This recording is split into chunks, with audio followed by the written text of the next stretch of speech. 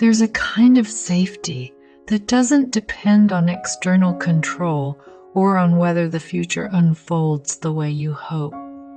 This safety lives in your body. It has known it before and it still remembers.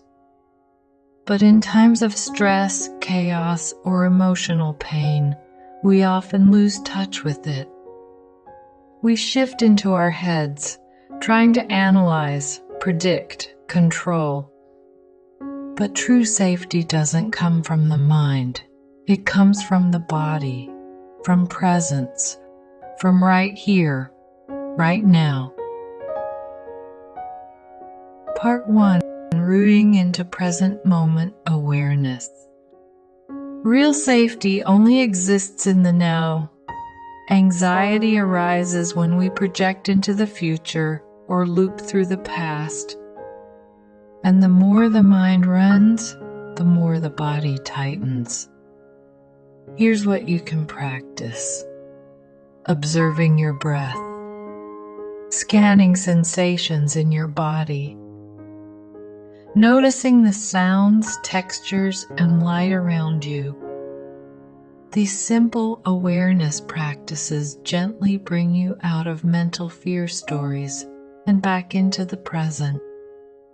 You might also anchor yourself with a gentle affirmation. I am here in this moment. I choose to rest in inner stillness. Part 2. Acknowledging and releasing the ego's fears. Some feelings of unsafety are illusions the ego creates. Fears of failure, rejection, losing control. But they are not the truth of who you are. Try noticing from a witness perspective. Oh, I see. I'm afraid right now. I'm worried, and I can also see this is just a thought. Then gently surrender those fears. Imagine placing them in a field of light or handing them over to something higher, your soul, the divine, the inner wisdom that holds you. Say to yourself, I no longer need to control everything. I allow myself to be supported by something greater. Part 3. Connecting to your sacred inner core. True safety comes from your connection to the stable light within you. Close your eyes. Visualize a warm, steady light in your heart or lower belly. This is your inner sanctuary. It remains untouched by the outer world. Speak to it.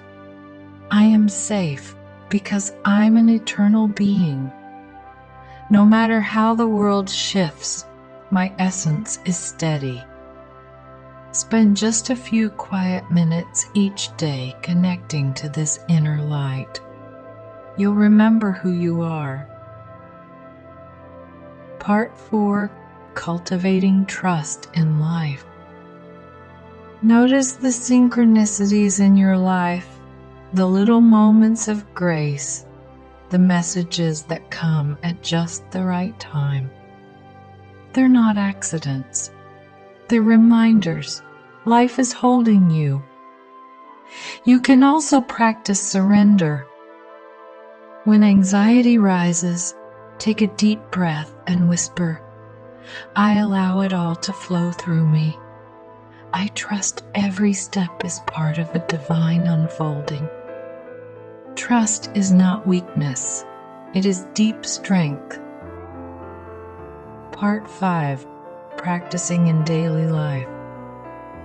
Real transformation lives in the small rituals of daily life. In the morning, sit quietly for 5 minutes. Set your intention. Today I will meet the world with inner peace. In the evening, write a gratitude note. What softness did I feel today? The body stores emotion. Through yoga, stretching, or slow movement, like Tai Chi, you can release physical tension, and your mind will follow. Part 6.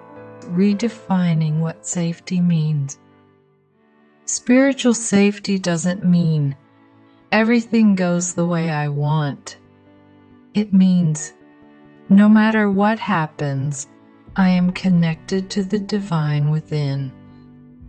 You're like the deep ocean. Surface waves may rise, but the depth is always calm, always still.